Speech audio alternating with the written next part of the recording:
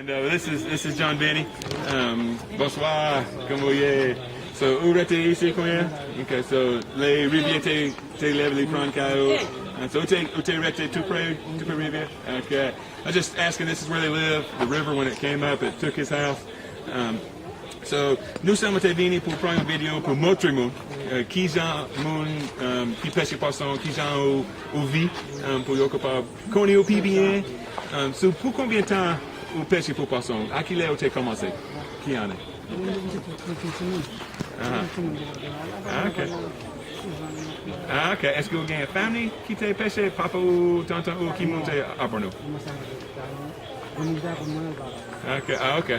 He said he started fishing his whole life when he was like 6 or 7 years old. He used to live down by the water. He started fishing, and he had just an old guy that he said taught him how to fish, even just fishing on the bank as a little boy, and then has worked his way up into getting a little wooden canoe, and again now fishing on a boat. Est-ce que vous pêchez dans un bafouille ou dans un canot avec lac?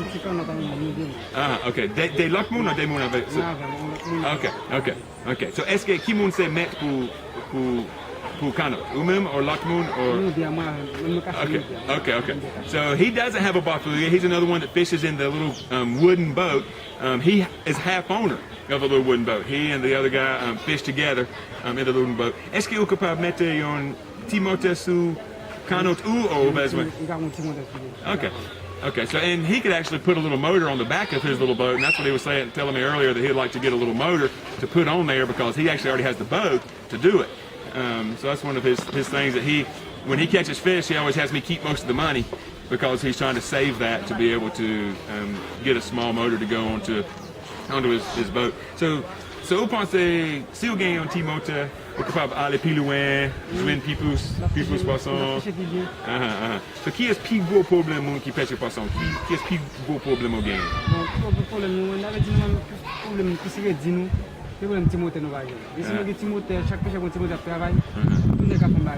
Tandis que si nous petit moteur nous garder nous capable faire. De un petit moteur nous garder nous capable faire ça. Nous garder petit moteur. Mais si nous avons un petit moteur pour être nous là, nous capable faire petit comment ça bon capable. So he was saying that he believes if he had a little motor, he'd be able to catch more fish, be able to go out farther, be able to do things, and he wouldn't have to be living in a tent. He'd actually be able to get him a small house for he and his wife to live in if he just had a way to be able to catch more fish. Man, vous connaissez si vous gagné un Timothée, vous jouez un peu au poisson, si vous payez mon pour vagno, et lui pas aider. So nous avons fait ça pour aider les jouer poisson ça yo, ou gagner une place pour vagno.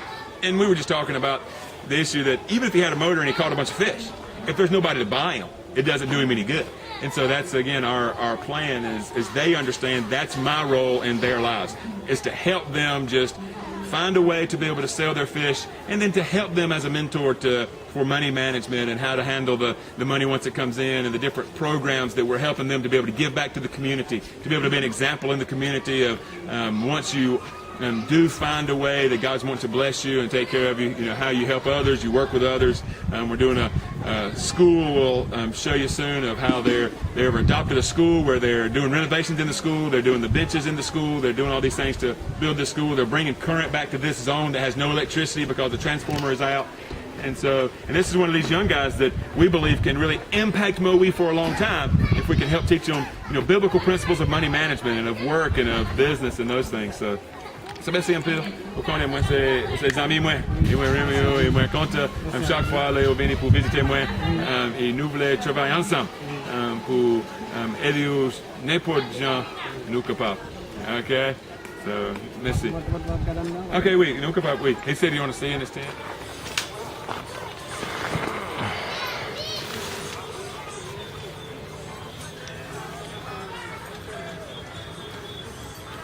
He's got his one styrofoam block again. Is he single? He's married.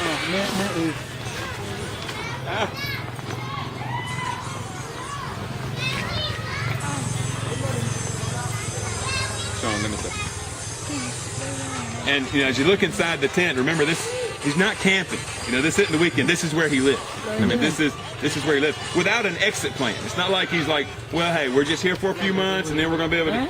He doesn't have an exit plan. I mean, this is where he is until it's no longer there, and then he'll figure out what to do from there. This is a tent village that was established after the flood wiped out a lot of the houses in our area. About 60 houses supposedly were washed away during the flood.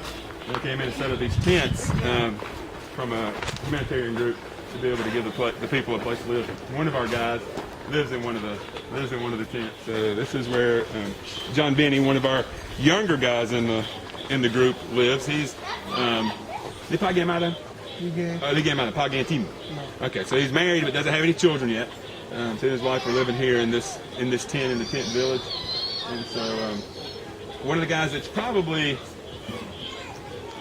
again, I really enjoy his attitude and his spirit. He's because he's younger, he just really believes that he can really go a long way with fishing. He talked to me about his dreams of owning a small aluminum boat with a small motor and the things he thinks he'd be able to do to go out. And he came in one day with a huge catch of fish. I mean, he had almost 100 pounds of mahi that he had caught, and he came, pushed him up into the house in a wheelbarrow, not coming up to where they bring you in the boats. And I was like, where did you get all this fish and why are you coming in a wheelbarrow?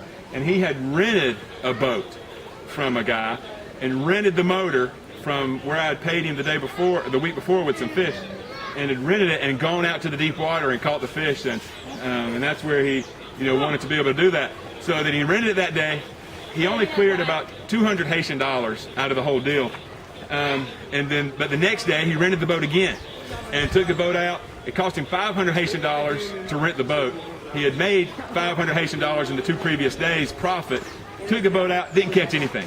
Lost all of the money, so after 3 days of work, he broke even at zero. And again, this is another one of those things that this is the fisherman zone. Most of these people that live in these tents are either fishermen, families of fishermen, friends of fishermen, and those kind of things, because they're in this zone. Most of the people in this zone, that's how they make a living. They're not farmers, they don't do other things, they're just involved in the fishing industry.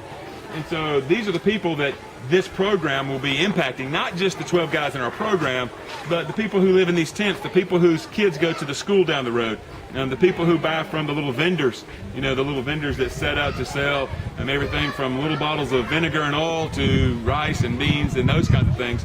And we're trying to establish programs to be able to impact those people.